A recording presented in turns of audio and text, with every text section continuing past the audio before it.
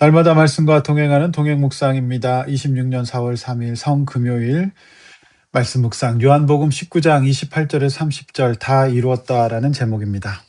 오늘 매일 성경의 본문은 예수님께서 운명하시는 19장 30절까지의 말씀과 그리고 다른 복음서에 기록되고 있는 예수님의 십자가상에서의 말씀, 소위 가상칠언을 함께 묵상할 수 있도록 말씀을 실어주고 있습니다. 오늘 이 시간에 가상칠언을 시간 관계상 다 다룰 수는 없습니다.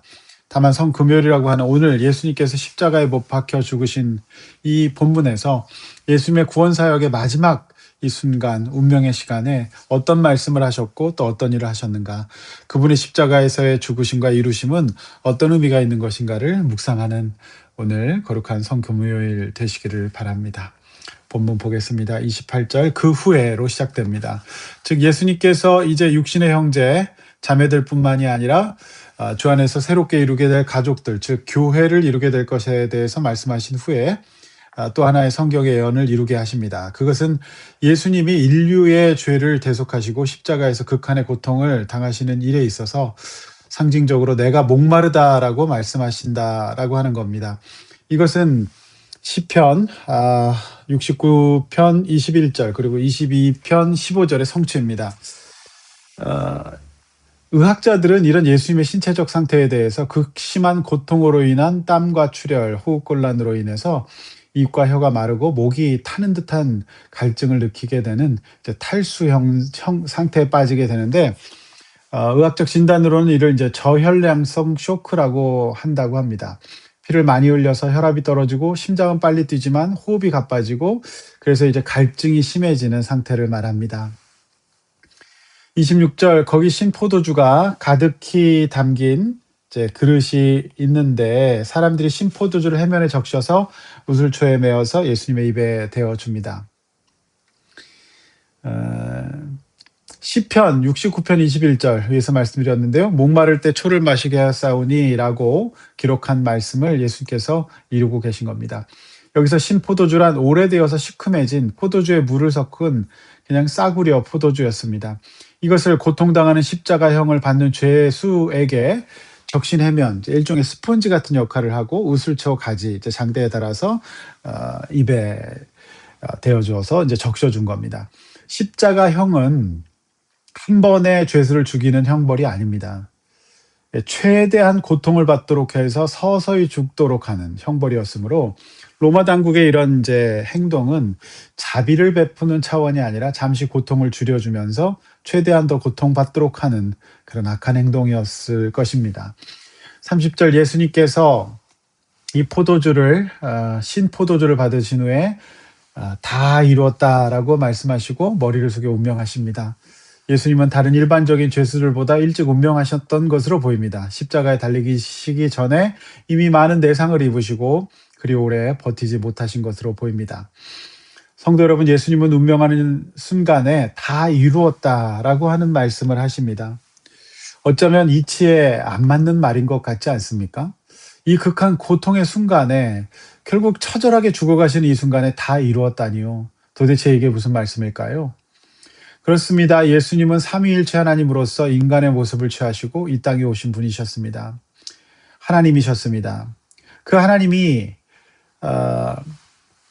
하나님을 떠나서 죄와 악을 해가고 우상숭배하면서 결국 죽어가게 되는, 서로 죽이게 되는, 죄의 열매는 사망에 빠지게 된다 이렇게 했는데, 사망 상태에 있는 인류의 구원을 위해서 최악의 죄인이 달리는, 이제 인류가 당해야 될 고통입니다. 이 십자가에 달리심으로써 대속하신 겁니다. 근데 왜 대속이 가능합니까? 십자가형을 당한 사람들은 많았습니다. 근데 왜 대속이라고 말합니까? 그분은 죄가 없으신 하나님의 아들이셨기 때문입니다. 결국 그 죄 문제를 스스로 해결하지 못하는 인류를 위해서 하나님은 자신을 희생시키셨던 겁니다. 물론 율법을 제시하셨습니다. 선지자를 보내셨습니다. 그런데 온전히 지키지 못하고 따르지 않았습니다. 결국 하나님과의 관계를 회복하고 사망 권세로부터 구원받는 길은 하나님의 아들 예수 그리스도밖에 없었습니다. 이 일에는 반드시 대속이 필요했는데 예수님이 이 땅에 오신 이유가 바로 그 대속의 십자가를 지시는 것이었습니다. 결국 예수님은 그 일을 감당하셨기 때문에 다 이루었다라고 말씀하신 겁니다.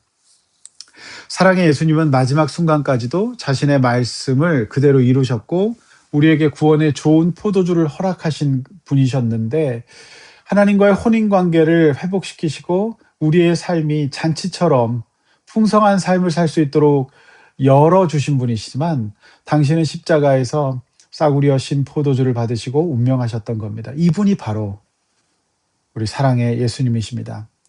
그래서 우리는 언제나 그분의 이름으로 기도하고 그분의 이름으로 찬양합니다. 예수님께서 우리의 구원을 위해 다 이루셨습니다.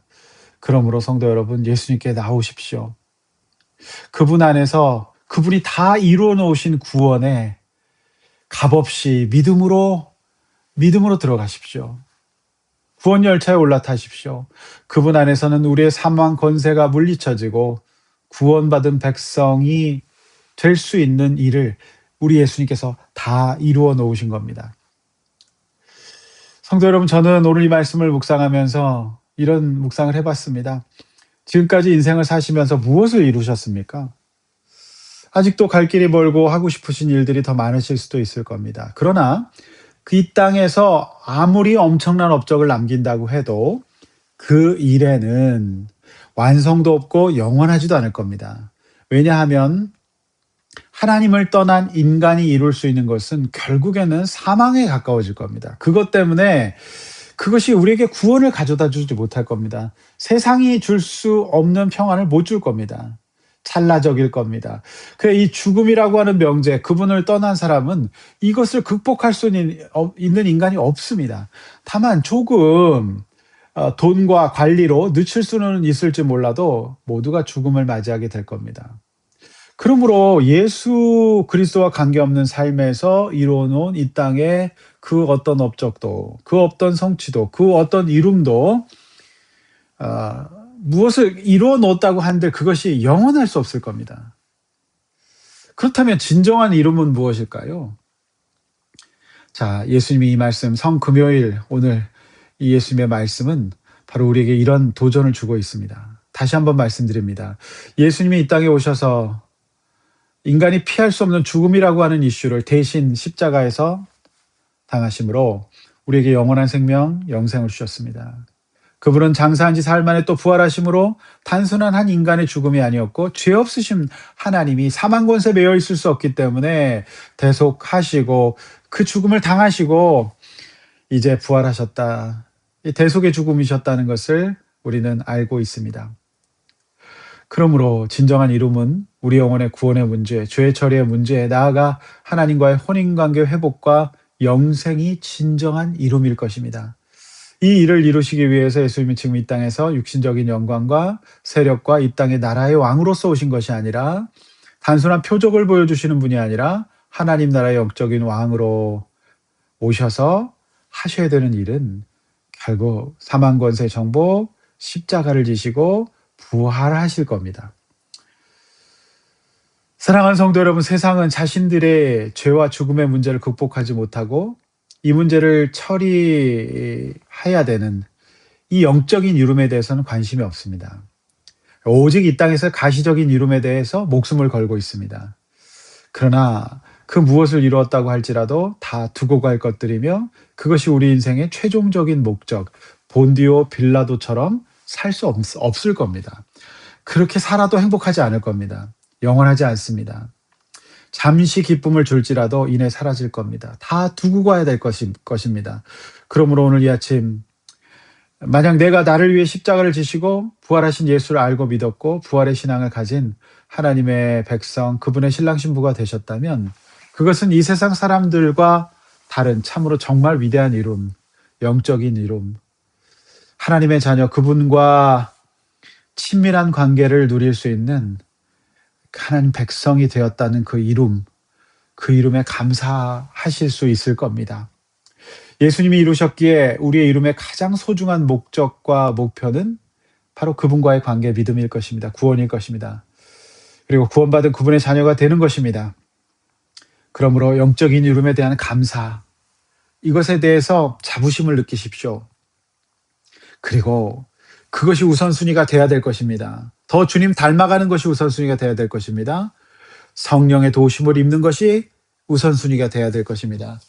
그리고 이 땅에서 이룸 역시 그 우선순위와 감사 안에서 지금은 좀 부족할지라도 그저 우리는 묵묵하게 최선을 다해서 하나님 나라와 그 일을 구하고 살면 우리 주님께서 우리 삶의 현실의 이룸도 이루어 주실 줄로 믿습니다. 이런 자부심과 감사가 있는 오늘 아침이 되시기를 주님의 이름으로 축원합니다. 기도하겠습니다. 하나님 아버지, 우리에게 구원을 이루어 주셔서 감사합니다. 그래서 우리 주님은 이 땅에서 정권을 잡으시고 득세하시고 새로운 나라를 만드시는 육신의 나라, 이 땅의 나라를 만드신 것이 이루었다라고 말씀하지 않으십니다.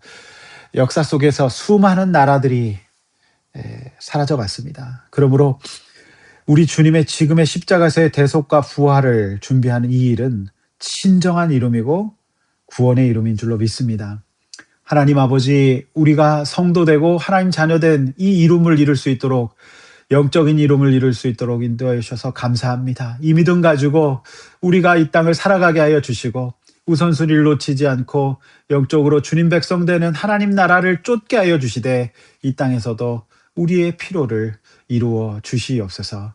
예수님의 이름으로 기도하옵나이다. 아멘.